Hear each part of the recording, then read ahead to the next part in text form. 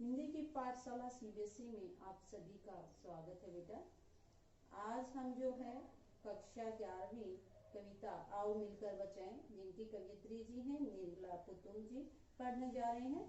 इसमें क्या दिया गया है? इसमें बेटा आदिवासी बस्ती हैं उनके बारे में दिया गया है और आदिवासी बस्तियों पर जो शहर का प्रभाव पड़ रहा है उसके बारे में ये कविता दी गई है कि उसको कैसे बचाएं शहरी प्रभाव से। तो ये कविता आपकी यहाँ है। इसमें क्या है? अपनी बस्ती को नंगी होने से, शहर की आबोहवा से बचाएं, उसे बचाएं डूबने से, पूरी की पूरी बस्ती को हडिया में। तो यहाँ कवियत्री जी जो हैं वो एक तो आदिवासियों की जो जीवन शैली है, वहाँ का परिवेश वातावरण, वहाँ की प्रकृति के साथ साथ जो शहरी जो अपसंस्कृति उनके ऊपर प्रभाव पड़ रहा है उसके बारे में दिया गया है। तो कवियत्री जी कहती हैं कि अपनी बस्ती को नंगी होने से, नंगी होने का अर्थात यहाँ बेटा अमर्यादित होना, निर्लज्जित होना। तो कवियत्री जी कहती हैं हमारी बस्तियां जो शहरी वातावरण के कारण जो है अमर्यादित हो गई हैं, उनको हम बचाएं। शहर की आबोहवा से बचाएं उसे। आबोहवा वहाँ की जलवायु, शहर की जो जलवायु है उससे अपनी जो है बस्ती को बचाएं। बचाएं डूबने से, पूरी की पूरी बस्ती को हडिया में। हडिया जो है आदिवासियों की एक प्रकार की शराब होती है। तो यहाँ कवियत्री जी कहती हैं जो नशे की प्रवृत्ति बढ़ गई है आदिवासियों में, तो क्या कहती हैं कि उस नशे की प्रवृत्ति के कारण जो है पूरी बस्ती उसमें डूब गई है। तो उस नशे से भी हमारी बस्ती को दूर रखें, पूरी बस्ती को, और उस नशे में जो है डूबने से बचाएं। अर्थात यहाँ जो है कवियत्री जी कहती हैं कि शहरी संस्कृति से प्रभावित होकर यहाँ के निवासी जो है कुमार्ग पर जाएंगे, जिससे यहाँ का वातावरण जो है और अधिक दूषित हो जाएगा, ये बताती हैं। तो काव्य सौंदर्य है बेटा, प्रस्तुत काव्यांश में अपनी जो धरती है, संस्कृति है, उससे बचाने की जो तड़प है कवियत्री की, उसको यहाँ दर्शाया गया है। यहाँ फिर जो है लोक प्रचलित हिंदी शब्दों का प्रयोग किया गया है। भाषा सहज, सरल और प्रभावमयी है, छंद मुक्त है बेटा। और फिर इसमें प्रश्न किस प्रकार से है?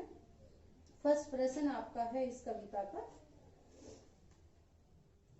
फर्स्ट काव्यांश का, बस्तियों के नंगी होने का क्या अभिप्राय है? यहाँ कवियत्री बताती हैं कि बस्तियों के नंगी होने से अभिप्राय है कि बस्तियों में रहने वाले लोगों में जो है अमर्यादित की प्रवृत्ति आ गई है। लोग शहरी संस्कृति से प्रभावित होकर जो है वो अपनी यहाँ की संस्कृति को भूलते जा रहे हैं। नंगी होने का अर्थ यहाँ बेटा जो पेड़ पौधे हैं उनको भी बताया गया है। यहाँ पर जो वृक्षों की अंधाधुंध कटाई के कारण जो यहाँ जो है आदिवासियों के यहाँ जो है वृक्षों की ज्यादा कटाई हो रही है, जिसके कारण यहाँ जो है वृक्ष विहीन जो है वो आदिवासी हो रहे हैं, ये भी बताया गया है।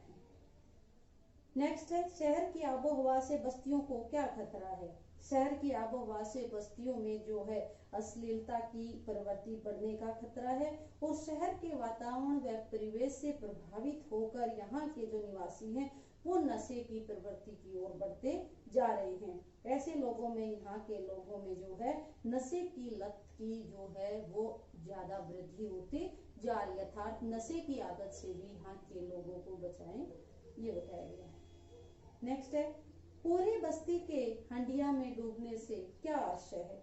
पूरे बस्ती के हंडिया के डूबने से आशय है बेटा कि इन आदिवासियों में लोग जो है शहरी जीवन से प्रभावित होकर नशे की ओर अधिक आकर्षित हो गए हैं, जिससे पूरी की पूरी बस्ती हंडिया के नशे में डूबती जा रही है, अर्थात जो नशे का शिकार होती जा रही है।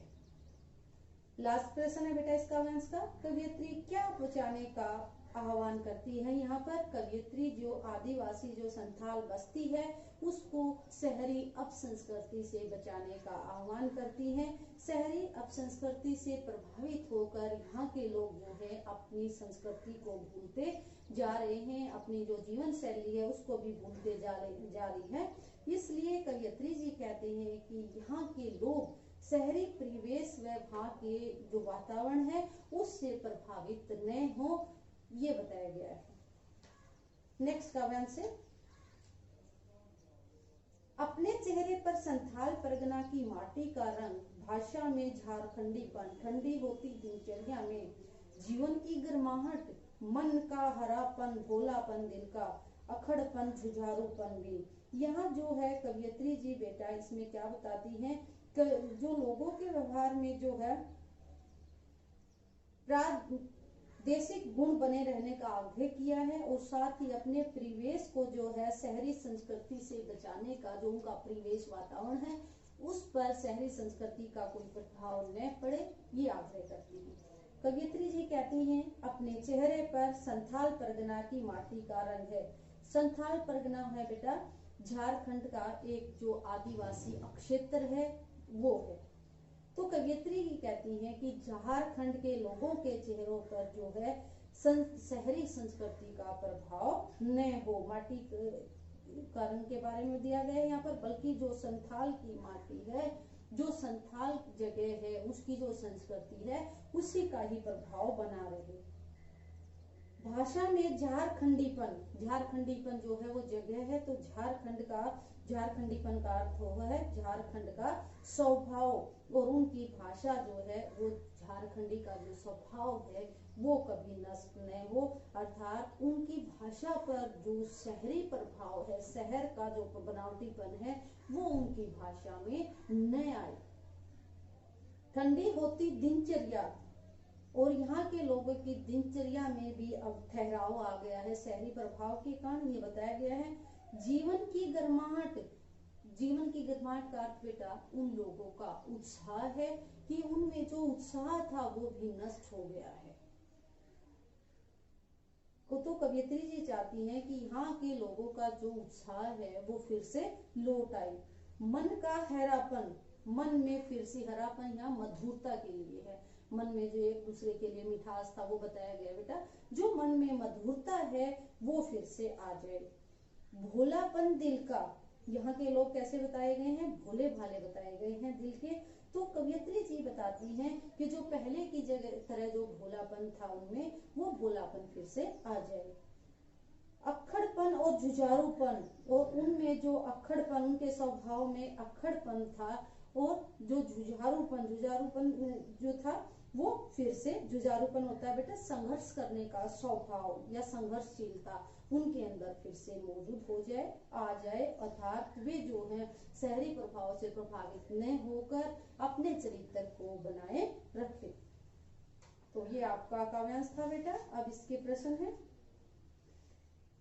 कविता में किस प्रदेश पर किसका प्रभाव दिखता है? कविता में झारखंड प्रदेश की आदिवासी बस्ती संथाल पर जो है शहरीकरण का, शहरी जो जीवन है उसका प्रभाव पड़ रहा है, जिस कारण वह अपनी जो है आदिवासियों की जो मूल प्रवृत्ति है उनको भूलकर शहरी प्रवृत्ति को पकड़ते जा रहे हैं। नेक्स्ट है प्रश्न बेटा, कवियत्री किस प्रकार का जनजीवन देखना चाहती है? कवियत्री जनजीवन में सहजता, सरलता, जोश, भोलापन, संघर्षशीलता जो है वो देखने की इच्छुक है, ये बताना गया है। नेक्स्ट है प्रश्न, ठंडी होती दिनचर्या और जीवन की गर्माहट का आशय स्पष्ट कीजिए। ठंडी होती दिनचर्या का अर्थ क्या बेटा? आलस्य छोड़ दें, जो आलस्य है लोगों के अंदर वो छोड़ दें, और जीवन की गर्माहट का अर्थ है उनमें उत्साह आ जाए, जोश आ जाए, तो ये यहाँ बताया गया है। और कवियत्री जी बताते हैं कि